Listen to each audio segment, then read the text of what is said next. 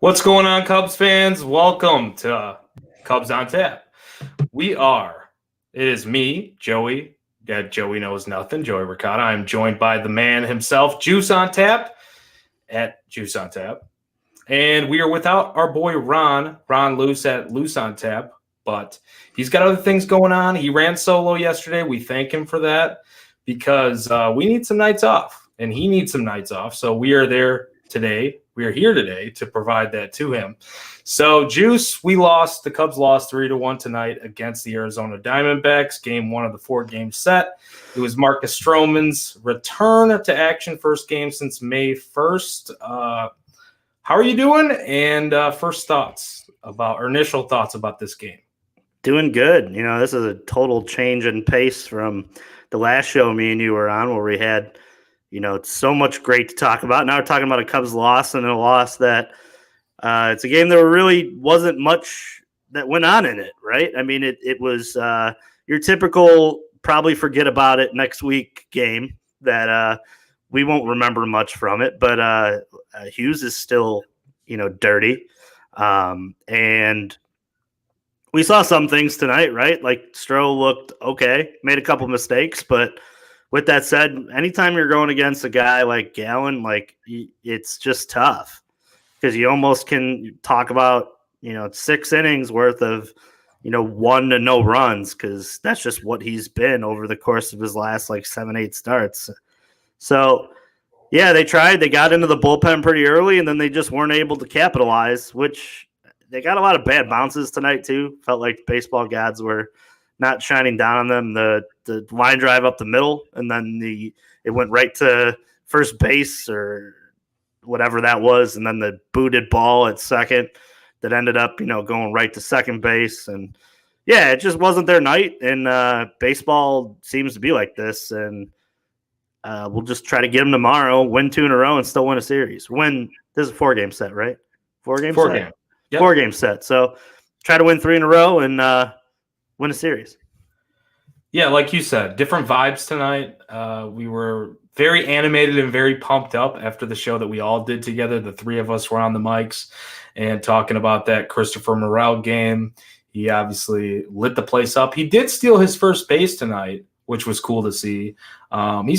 He still just seems like that energetic dude. It's nice to see the spark plug in him. I know he kind of made a mistake there in center field by not getting back to the wall. I guess Doug Glanville was talking about it on the broadcast, and he was saying how you want to sprint back to the wall and then find the ball.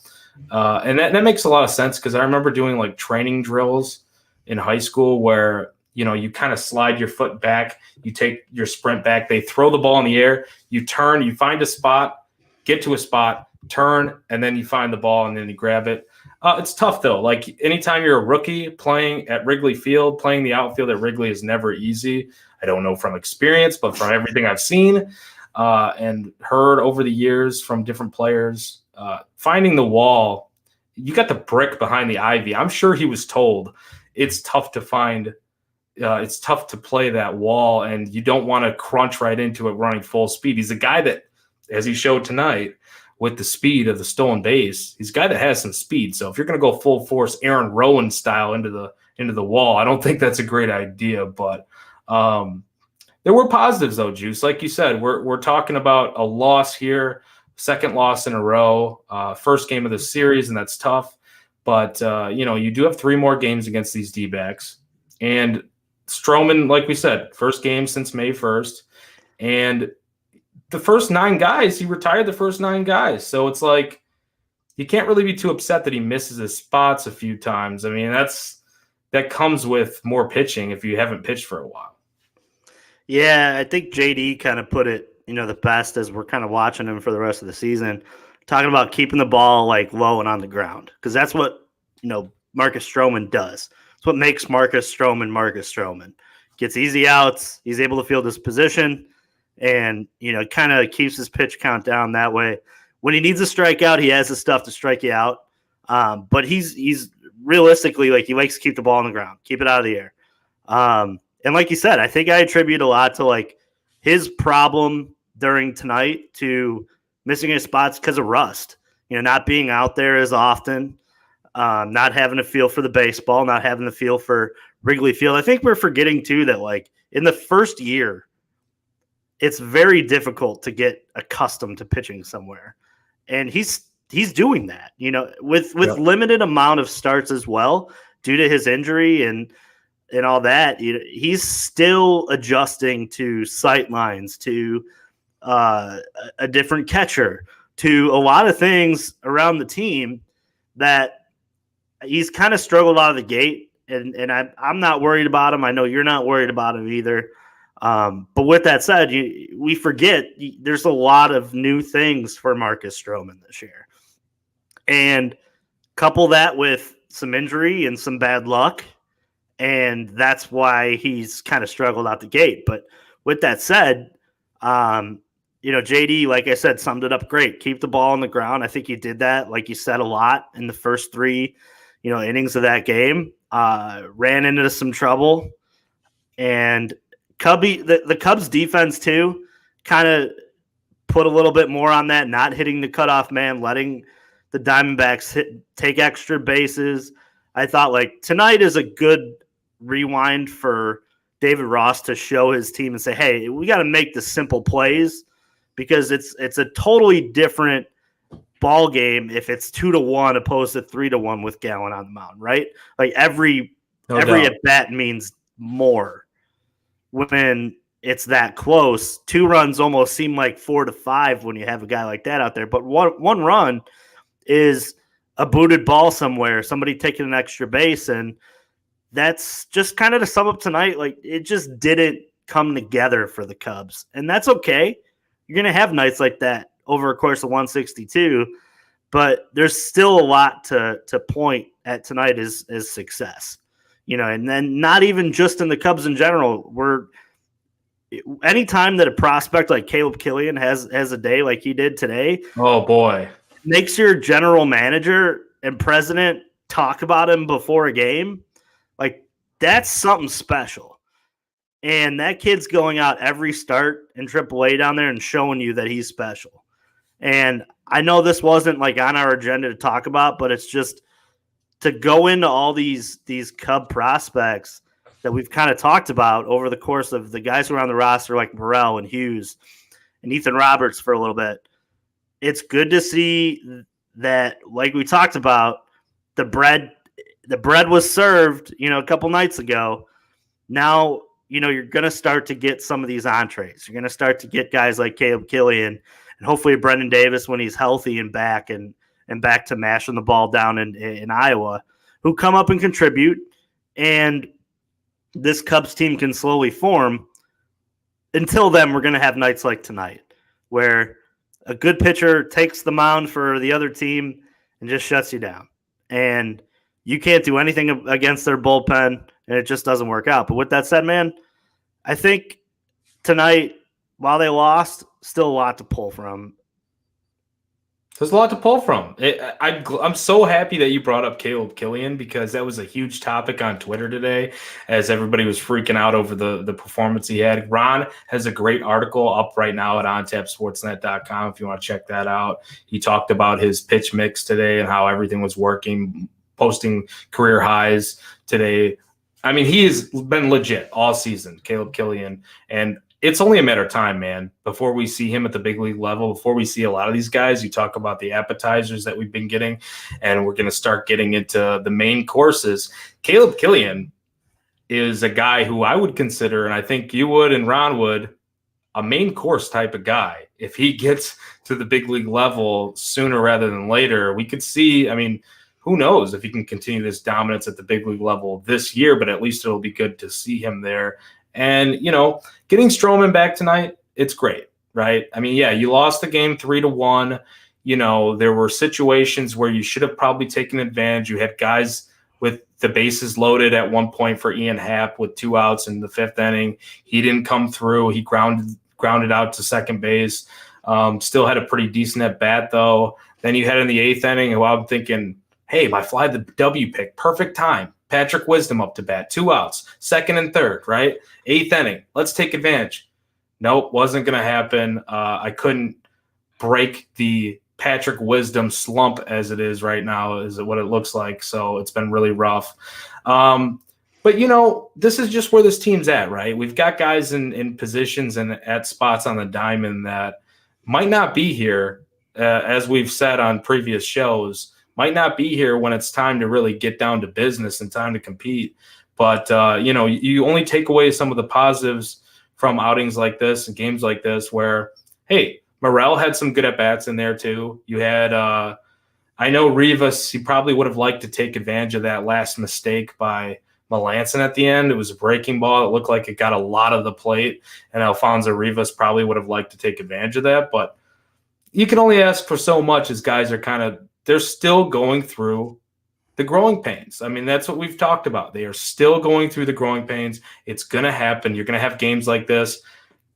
Mark Melanson's not a great pitcher now. Like, he's just not. And we probably should have killed him in the ninth inning. We have taken advantage of him in the past. But it's just one of those things where if you don't have a veteran ball club for the most part, or a team that's played a lot of Major League Baseball, they can be vets by age. But if they're not vets by Major League Baseball standards, most of these guys, it doesn't really mean much when, you're in situations. You need clutch performers and guys that have been there. So, hey, this is a loss. It's chalked up to a loss, but I don't think we should be pulling the kill switch on just back-to-back losses against the Pirates and the Dbacks just because they've been competitive games, though, for the most part. Yeah, you can almost make the argument that a fall base hit in, a duck snort, as I know Hawk used to call it here and there, and we're celebrating a Cubs win on this. But I think there's just a lot of positivity going around the team right now. In between, you're talking about the minor league system. You're talking about some successes up at the major league level as they start to pull guys out of their system that they've developed. I think that's less stated than it should be too. We should talk more about Cubs player development and what a great job that they've done at accelerating a lot of these guys who were just traded last year at the deadline into their system, getting them doing what they do well, and also adding things for them to work on and giving them that extra instruction. I think it's just there's a lot of great positivity around this team right now because of that, because it feels like within a couple years, or maybe even a year if we're lucky, we could be talking about a totally different run of Cubs baseball here, where it's a new group. It's a new exciting time to follow along and to learn new names and get to know these guys in a division that who knows what it looks like for the future. I mean, let's be honest here. The Reds are probably going to be bad for a while.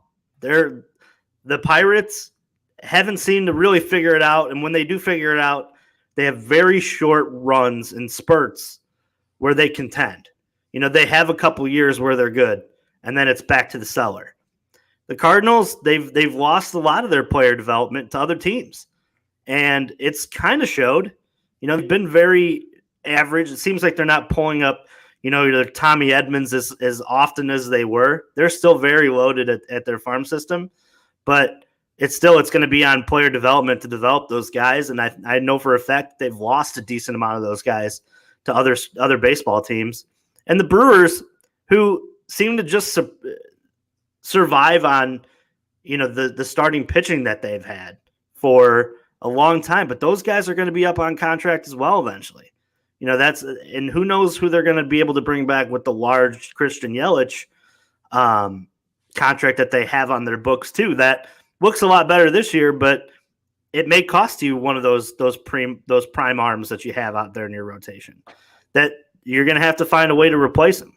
So, or at least in the bullpen. I mean, Josh Hader's probably right. He might get moved, right? Sure. So, I mean, you start looking at the contention window for a lot of these teams, and there's a lot of question marks if they're going to be able to, replace these guys and continue the stocked team that they've built through the draft. And the Cubs have another, high round pick or, top 10 pick that they're going to make this year. And they'll probably have another to make next year to add to the core as well. So going into it, you got to be excited about the team because you're seeing successes at the major league level right now, probably ahead of when when this whole franchise thought that they would. And now, you're looking at more guys that may seem to come up this year and contribute, like your Caleb Killians, and it'll be interesting to see how the rest of this year plays out. Hopefully they can get to 500, hover around 500, maybe squeak into a second wild card if they're lucky. That's probably the ceiling.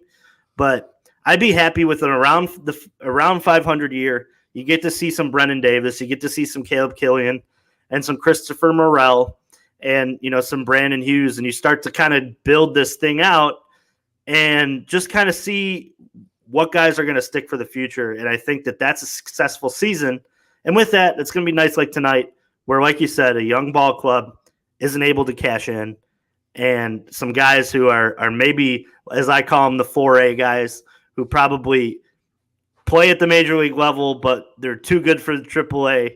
So realistically, they have to find their way on a roster. Patrick Wisdom, Frank Swindell. Like, those are two guys that, like, I don't want to, call it on the cast. I know I just did, but that's what we're dealing with. It's a lot of young guys, and it's a lot of that going around on this team. And when you have a star pitcher like Gallen out there, like, it's just going to be tough. It's a tall order for you to win that ball game. Yeah, that's the thing too. And I guess that's my only real frustration with tonight. It's not the fact that they lost. It's not the fact that you had guys, like you said, in the lineup and will probably continue to be in the lineup for the time being that are 4A guys that you would kind of say that about them, I guess. Or you would consider them 4A guys. It's the fact that in the fifth inning, man, 40 pitches. You had Zach Gallen throw 40 fucking pitches, and you couldn't take advantage of that. And this is not against Ian Happ. Like, it's not – I'm not just calling Ian Happ out for not coming through there with 2 outs. I mean, it's a tough situation. You had 2 outs, right? Like, you were the last man standing. But, like, this is the difference between winning and losing for this team. The way it's constructed – it's inches, right? It's those little plate appearances because you're not going to get too many opportunities, I feel like, in a game against a pitcher the caliber of Zach Gallen. The way that this lineup is constructed, it's not the Yankees where you got thumpers up and down. You can hit a solo shot. You can hit a 2-3 run shot, just about any guy that's up there at the plate at any time. And if you get guys on base, guess what? Then you got Stanton waiting behind that guy. So you got to pitch to this guy, and this guy can take you yard. I mean, when it's Seiya Suzuki and Ian Happ going 0 for 8 in the ball game, those are your 2 thumpers right there, that basically. Hurts. That hurts. So, but it's one game, right? It's one game out of 162, and it's just kind of like this learning curve and this just where they're at right now. Yeah, I agree with that. I think as we said early on in the show, it's let's turn the page, right? I mean, realistically, it's a night that when you went in, you probably had a good idea that you weren't going to win this ball game, considering the starting pitcher on the other side. But when you play it and you have opportunities, like you said in the fifth, it's like, man, like, just a little knock there, and you're beating him, and that's the frustrating part. I think if you're looking at a ball club, kind of a ball game synopsis of tonight, it was, what could have been, what if you hit the cutoff man? Does that extra run score? What if Ian Happ, gets a hit with 2 outs there? And even like going into the 8th inning too, with Wisdom, it's like it hurts because I think so many times tonight, the guy holding the gun was a guy who isn't going to be here in the future. And that's the thing that hurts, because it's like, I want to see Christopher Morel in that spot. Yeah. I want to see, and we got to see Ian Happ in that spot. Well, and I do think, but with that said, like, so, just for how they handle the situation, right? Yeah, or just to see like how they react. Like what their demeanor is. Are they too aggressive? Because I think that what hurts is I can take them being unsuccessful at the plate. It hurts when you're burning it on a guy who probably isn't going to be on the roster next year. You know, when they come to the plate and it's Patrick Wisdom and it's not Christopher Morel, it hurts because it's like, I'm not learning anything here. You know, the Cubs could get a hit there and clear the bases and they win the ball game, but did we really learn about the future for, you know, one of these younger guys? And I think that's the part I think that hurts more than the loss to me. It's just the fact that it wasn't Morel in that situation, you know, and that's okay. Hey, it's the game of baseball and you got to fill out a lineup every day and people got to play. And you don't get to choose who's up at bat. You know, it's the randomness of the game. But with that said, I think that's what hurts. And I think that's what you're kind of getting at too. When somebody's holding the gun who isn't going to be here in the future, that kind of upsets me a little bit. I don't know about you, but you know, that's kind of what I kind of take from that is like, I would rather that be unsuccessful and them not cash in on a run when it's a learning opportunity for a young ball player, opposed to a guy like Patrick Wisdom who's 30, and you know it's clear that he's going to be an extra player. He won't be an everyday guy, no matter if it's with the Cubs or if it's with somebody else in the future. So I think that's the hard part right now is to, and that's why when we were filling out the lineup tonight, I was like, Christopher Morel, like, should play third. You know, that's why I was why isn't he at third? Wisdom's struggling, and if you really wanted to get him in the lineup, why didn't you just DH him? You know, like that's the so because you want to get him the experience there at the field too.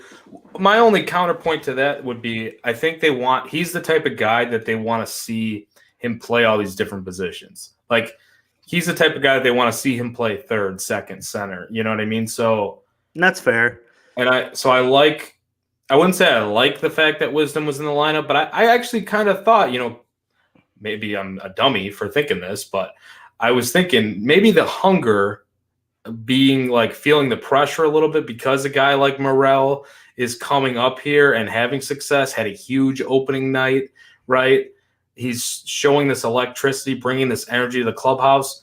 His buddy Marcus Stroman just came back. I mean, Wisdom's cool with him. He was at his concert, like the one that Ron was at, the Mike Stud thing. So I'm thinking in my head, this is a perfect spot for Patrick Wisdom to kind of be like, hey, shut the fuck up. I can hit a baseball 450 feet when I want to.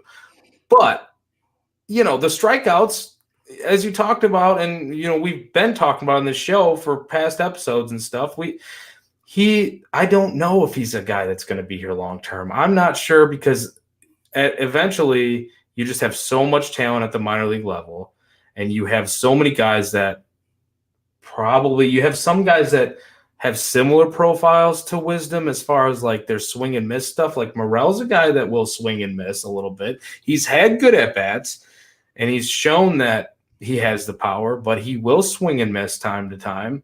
At least it's what he's done in the minors. I mean, he will have his growing pains too. So do you really want two guys on the roster like that? Like, can he improve? Of course, he's only 22 years old, but yep. I guess the point is like, eventually it's going to come time for some of these guys on the roster where, hey buddy, you're not going to be there when it's time to compete. And I hate to say that because I've loved what Patrick Swisdom. Well, you know, yeah, it's true though. It's the same boat. Yeah, I love what they've brought to the table as far as energy goes and bringing the fan base together and the moments that they've created. It's been unreal. But at some point, it's just like you need to look at, as we've talked about, we need to look at where this team is at, where they're heading, and if they're really going to be here. And right now, I would say Wisdom, Schwisdom, these guys are probably looking like they're on their way out. Yeah, I just so badly want to see Rivas at first and Morel at third. I just want to see what it looks like. And we're probably going to get it eventually. Who knows? But I don't know. Going into tonight, I was like, I want to see what Rivas does against a great pitcher like Gallen, and then he wasn't in the lineup. It's like, so why? Yeah, it's a lefty. Why? Yeah, is it the only thing I can think of was the changeup against lefties, right? Gallen's changeup against lefties, but even then, it's like, dude, you're gonna fucking see that. You're gonna see that as a big leaguer, right? Yeah, I don't get like the whole like protect the innocence of Rivas so far. I don't like. I want to see if he can sink or swim. You know, at this point, I don't know if it's a promise type thing, but it feels like everything's just roadblocked for those two guys, and they're going to have to play other positions. You know, you talked about seeing him in center field. Well, in the future, like, I don't think Christopher Morel's position is going to be in center. I think Brendan Davis is going to be in center. Probably. So. Well, and that's the thing. Morel it looks like he's been pretty good in the minors at center, but yeah, I mean, that would probably be Davis's spot, right? Like, Davis projects better, I think, as a defensive center fielder. Davis could also move to a corner, but sure, they do have that flexibility there. So it's but you're kind of stuck at corner, right? Because you have Ian Happ who plays left and Seiya who plays right. Unless that's not a guy. I mean, like, see, that's the conversation. Or are you moving Ian Happ back to second base? Is Nick Madrigal not a guy? Because that's it. Well, I don't think Madrigal is a guy, but I want to see it. But that's a different. That's a different. Str0's is probably a lot further away than we're talking about here. You know, in terms of like a year or two, but like he's done it before. And if you truly want to get some time out there for, maybe that's an option to work him back at second base a little bit. I know he could do it. He doesn't do it elitely. But with that said, if you got to get people in the lineup, hey, the DH is there. You know, the fact that second base is fairly open as of right now, nobody's really taken that spot and been like, yeah, you got to play me every day. You know, I mean, between Vargas and VR, like they suck. I mean, I don't know. There's a lot of. You're on mute, buddy. Yeah, I mean, it's sad, but they have not been very good, right? And that's the thing. Like, looking at, like, why can't Ian Happ DH, right? When these guys get all here, like Ian Happ, he's going to be older. I mean, second base defensively, I don't think he's been that great like in the past, so I wouldn't really love that. But if you're going to hide somebody in the infield, second base is probably your best bet, right?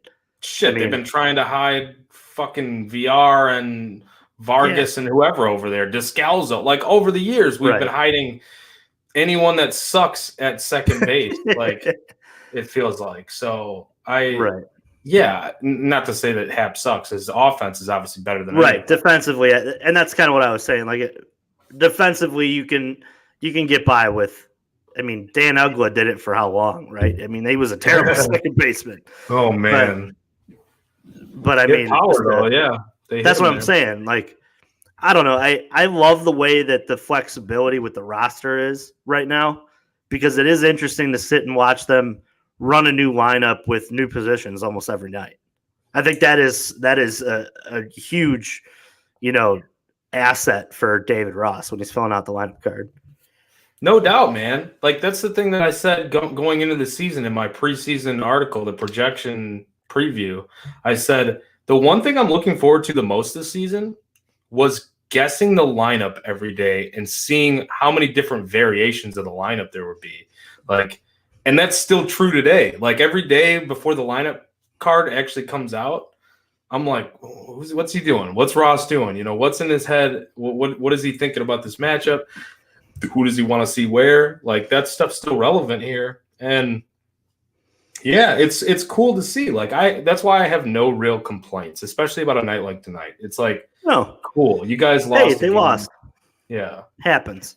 Against a good pitcher. If they were losing this game 3-1 against, a guy with like a 9 ERA, then me and you'd be pissed off. But I mean, it's probably, it may end up being the prime arm on the market via trade this year. I mean, I don't know if they want to move him because I think he's still young. I think he's going to be a guy that they try to. I think the D-backs look at Gallen as the type of guy that they want to build this thing up with, and I could be wrong about that, but sure, because he does have a ton of value on the market. Absolutely, and that's why they're going to listen to it. I don't expect them to, but if they were blown away, maybe they end up pulling that trade. But yeah, poor Gallen though, because I don't think that they're going to be very good for a long time. As you look at that roster, I don't think that they're going to be good for a long time. I do say they will have some guys that are coming up, like the guy that we've seen too in this series, Alec Thomas. Mm-hmm. They have Dalton Varsho, who's kind of versatile outfield. He homered tonight, outfield catcher. They've got some pieces that makes it kind of fun, I guess. Like Ketel Marte, I think, is an elite player when he's healthy.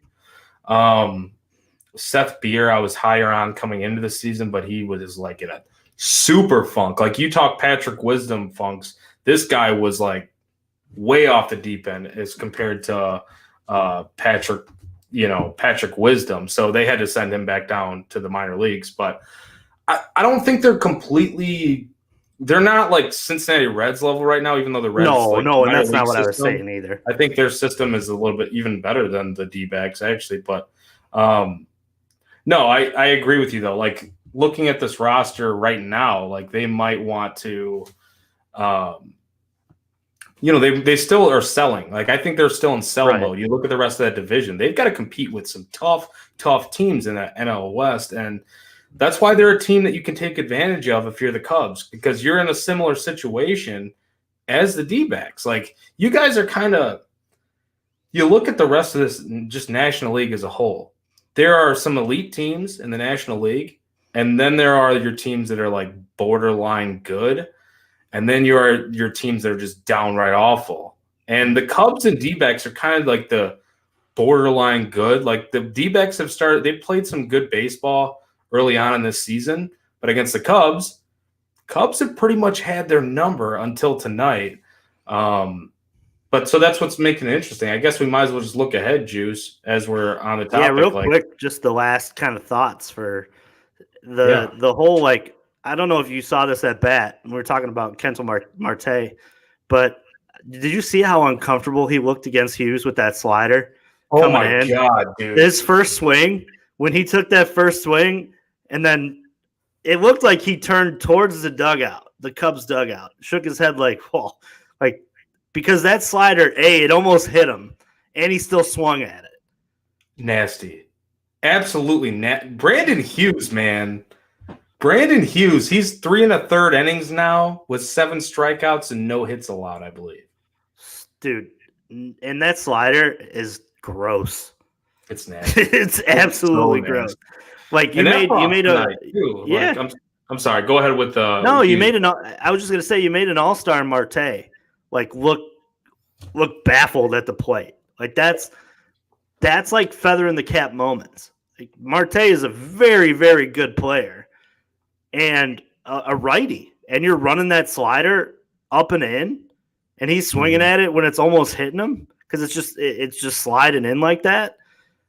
Unbelievable pitch. And I'll tell you what, man, I'm gonna start a petition to get his parents to sit at like every single one of their games because they were there again tonight, and absolutely hilarious to sit there and good for them to be able to take in the series and to watch their kid start to. Really begin his MLB career and on a great note because, like you said, man, he's been nothing but nails to start his career.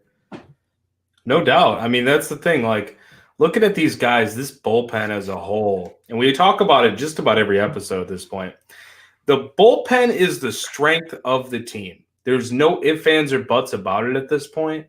The bullpen is the strength of the team. You look at what they did tonight, 4 innings, 1 hit, 0 runs allowed, 1 walk, 5 strikeouts between Efros, Brandon Hughes, Gesellman, G. Selman. Like, dude, this bullpen is, I don't know if it's just, is it all about mixing and matching with Ross? Because to me, I'm seeing like what you're seeing, Juice. the stuff from these relievers is just unreal. Yeah, pitch lab is working. I'll end it with that. Fuck yeah, I like that. Pitch lab is working. There's no question about it. So let's go ahead and look ahead to tomorrow. We've got Umberto Castillanos against Kyle Hendricks, the professor, making another start against the Dbacks here. He's got a 4.03 ERA, 2-3 record on the season. Castillanos for the Dbacks, 2-1, 4.15 ERA. That's going to be a 120 start Friday special at Wrigley Field. Beautiful, historic Wrigley Field. It's the unveiling of the Hall of Famer Fergie Jenkins' statue, who in my Mount Rushmore, I personally put him second on the Cubs all time for the Mount Rushmore. Just insane stats. He is incredible. I was looking at it, and I wrote an article a few years ago for another website. This was before I was even with On Tap, but Jenkins is one of the few. He's one of only 5 pitchers with 3,000 strikeouts and fewer than 1,000 walks issued. Career lifetime. Former Cy Young pitcher. He was in the running for Cy Young. I believe it was 3 seasons altogether. Could be wrong about that, but he left and then he pitched for the Red Sox for a few years and the Rangers and came back to the Cubs and then finished his career as a Cub. But Juice, I'll turn it over to you. Let's talk. Give me like a little preview, your thoughts about tomorrow's game, and then maybe a little something on Fergie Jenkins if you have anything on Fergie Jenkins. But we will face the Dbacks tomorrow. So what are your thoughts about tomorrow and the festivities? Yeah, tomorrow going to be a good day for Fergie and, everything that he's kind of done as a Cub ambassador. Freaking awesome. One of the greatest ever. I think I don't have any Fergie like stories but he's always just been like, there's very few like older Cub ambassador greats that are still living, right? We've lost a lot of, our culture, and Fergie with he's picked it up and he's continued to, be that guy. And that's awesome. It's great to, honor him. And I can't wait to go visit the statue. I know Wrigley's got so many of them now, but it'd be great to take a picture at that one, just like I have it at all the other ones. So, yeah, amazing, right? But for tomorrow, it's warm weather Kyle, right? I hope that he has his own, Fergie Jenkins type performance where, he's quick. I know there's some scattered thunderstorms around 4 to 6 o'clock for Chicago, a little chance of that. So hopefully it's a quick game that can get that one in and the Cubs get a dub. And my fly the W pick will, hopefully have a nice at bat in there as well in Wilson Contreras. But yeah, man, no, I just turn the page on tonight and get a win tomorrow. And it'd be cool to, watch I'm sure that they're televising all that, on Marquee Network. To watch them unveil the statue, but it'd be great day to honor Fergie, not Ernie. We did that already, but yeah, no, it'd be great to watch that and watch the game. That thank God won't be on YouTube because that was god awful the other night. Oh man, I'm so thankful that people were able to, like Ron did, switch over to the radio broadcast for Pat Hughes and Ron Coomer, because it was atrocious. And I don't say that easily. Like, it's not easy for me to say that. It was very bad. But yeah, as you said, Juice, you kind of said Ernie there for a second, and that would have been my number 1 on the Mount Rushmore, like we talked about before this show. 1 would be Ernie, 2nd would be Fergie Jenkins. So Fergie Jenkins in my book and in your book are very high. We think very high of both of those guys. So another great statue that we get to go and visit and take pictures with. I'm all for it. I love it. Let's go ahead and have a day tomorrow. Let's get a win on Fergie Jenkins Day. I think that's a great idea with, like you said, Kyle Hendricks on the mound. Have him have a Fergie-like outing. that would be, I mean, that would just be a picture perfect day in my book. But just a reminder for any listeners and watchers of this show, we are Cubs on Tap. You can find us at Cubbies on Tap, Cubbies. You can find Juice at Juice on Tap. You can find me at Joey Knows Nothing. That's nothing without the G. N's and IN, because that stands for Cubs win. I don't know. Something different. Ron at Loose on Tap. You definitely got to check out Ron. He was doing the Four Feathers pod, so you can check out, go to ontapsportsnet.com, check out all of our content, check out the articles, check out the podcast and live streams. They just did a stream tonight, so you might want to check that out. If you're a Hawks fan, if you're a Bulls fan, we have Bulls on Tap. We have Sox on Tap. If you're a Southside fan, I know that, this is a Cubs show, but like Ron always likes to say, we have friends that are Southsider fans. So great content at ontapsportsnet.com. Social media platforms at ontapsportsnet. And I'm helping out with the Bears on Tap shows and all that Bears content and on tap bets, on tap golf. There's all kinds of stuff, Juice. I don't even know. I'm not as smooth at this with like Ron is, but like it's no.